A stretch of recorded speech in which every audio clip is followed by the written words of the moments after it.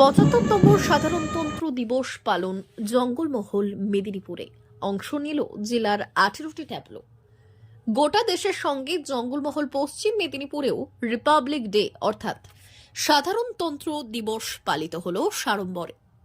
এই দিন নিয়ম এবং নির্দিষ্ট কর্মসূচি অনুযায়ী পুলিশ লাইন মাঠে এই সাধারণতন্ত্র দিবসের আয়োজন করা হয়, যেখানে প্রথমে পতাকা উত্তোলন করে এই অনুষ্ঠানের সূচনা করেন জেলাশাসক খুরশিদ আলী কাদরি। এদিন জেলাশাসক পতাকা উত্তোলনের সাথে সাথে তিনি জেলাবাসীর জন্য শুভেচ্ছা জ্ঞাপন এবং অভিনন্দন জ্ঞাপন করেন।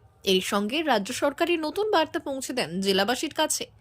এরপর তাকে পুলিশ প্রশাসন থেকে কুচকাওয়াজের মহড়ার মাধ্যমে অভিবাদন জানানো হয়।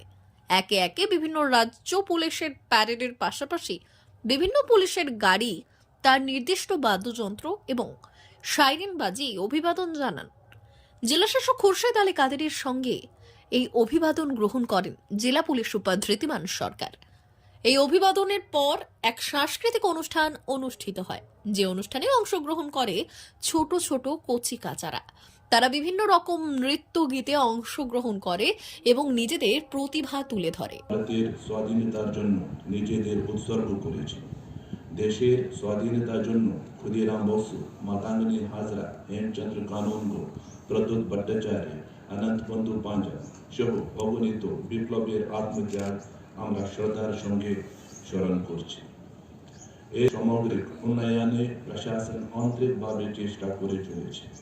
নানা উন্নয়নমূলক প্রকল্প পরিষেবা যেমন কন্যাশ্রী, যুবশ্রী, শিক্ষাশ্রী, খাদ্যসাথী, লক্ষ্মীর ভান্ডার, রূপশ্রী, মানবিক, কৃষক বন্ধু, জয় জোহার, ঐক্যশ্রী, স্বাস্থ্য সাথী, স্টুডেন্ট ক্রেডিট কার্ড, লোক প্রসার প্রকল্প পরিষেবা মানুষের কাছে পৌঁছে দেওয়া হয়েছে।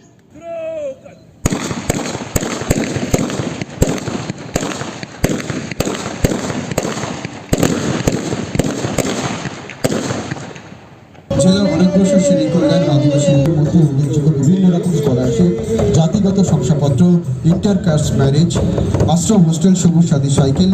D news, Medinipur.